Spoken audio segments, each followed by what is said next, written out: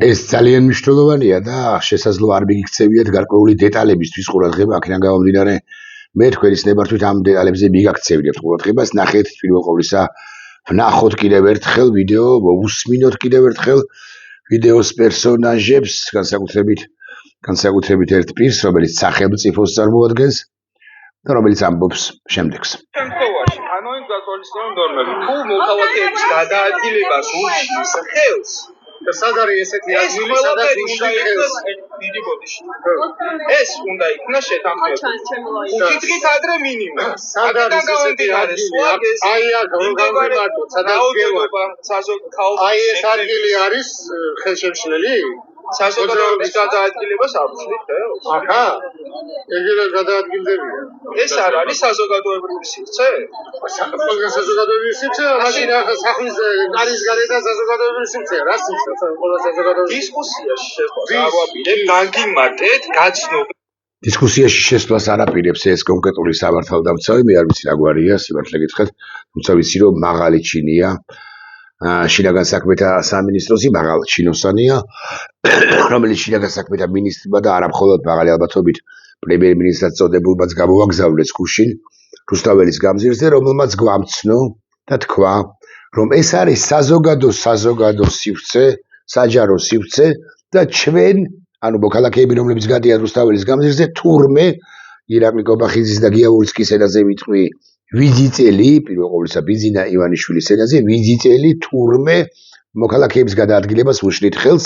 რაც არის არსებითი ტყუილი, იმიტომ რომ თუ ჩვენ მართლა ვართ 50 თუ 150 თუ 360 აკაცუკი მათეული გაგებით, ამ შემთხვევაში 150, 250 თუ 450 ეგრეთ წოდებული აკაცუკი ამ ფართო ტროტუარზე ეტევა და სხვა მოქალაქეებს, რომლებიც აკაცუკები არ არიან მათი გაგებით ტურისტებს ან საქართველოს მოქალაქეებს შეუძლიათ კვლავ მიმეორებ თბილისის და საქართველოს მასშტაბით ყველაზე ფართო ტროტუარზე, ანუ პარლამენტის წინ თავისუფლად გადაადგილება შეშლა თუ ქართულად ვილაპარაკებთ, არის ის, როდესაც სხვა მოქალაქეებს არ აქვს შესაძლებლობა გაიარონ გადატენილი რომ შეიძლება იყოს და თუ გადატენილია, ამ შემთხვევაში ქუჩის დაკავების უფლებაც აქვს მეორე, მესამე თუ მეოთხე მხრივ.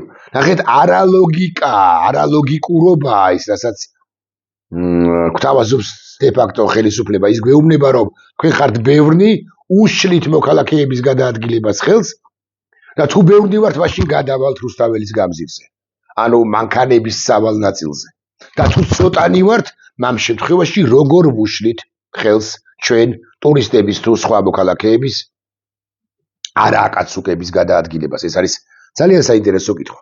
მაგრამ რას საკვირველია, რეპრესიულია სახელმწიფოდ წოდებული ქართული ოცნება, ხელისუფლებად წოდებული ქართული ოცნება, რომელიც ამბობს შემდეგს, რომ ფეხებზე მკიდია, ხვალ დავაწესებ კანონს, რომ თქვენ უნდა ის 100 კინკილით ირბინოთ, ან იაროთ და ვინც არ შეასრულებს, მათ ყველას დავიჭერ. ეხლა შესაბამისად დღეს უკვე ხდება შემდეგი რამ. დღეს უკვე ხდება ის, რომ პოლიცია წოდებული მილიცია მოვა რუსთაველის გამზირზე და კიდევ ერთი დეტალი, რაზეც ყურადღებას ნაკლებად ვაბახვირებთ. თქვათ ვართ 150 კაცი. 150 პროტესტის 150 მონაწილეს იჭერს კი, 150-ივეს იჭერს თუ არა საქართველოს დე-ფაქტო ხელისუფლების სამართალდამცავი ორგანოს წარმომადგენელი, სტრუქტურის წარმომადგენელი, პოლიციელი თუ მილიციელი. და თუ იჭერს პირობითად 150 რა არ არღვევს კანონს?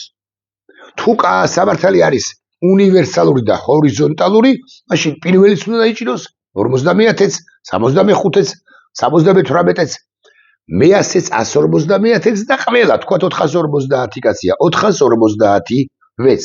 450 ადგილი აქვს კი საპატიმროებში დე-ფაქტო ხელისუფლებას? თუ სეგრეგაცია მოხდება და აიყვანენ იმ პირს და არ აიყვანენ სხვას. საქმეც ის არის, რომ პირველ ყოვლისა ესენი აპირებენ არქიმანდრიტ დოროთე ყურაშვილის აყვანას სწორედ დღეს და მე არ მოგიწოდებთ სვლისაკე მოქალაქეებს, რომელსაც აქამდე ფეხი არ გამოგიდგამთ, მე მოგიწოდებთ, რომ ეს ყველაფერი გააცნობიეროთ.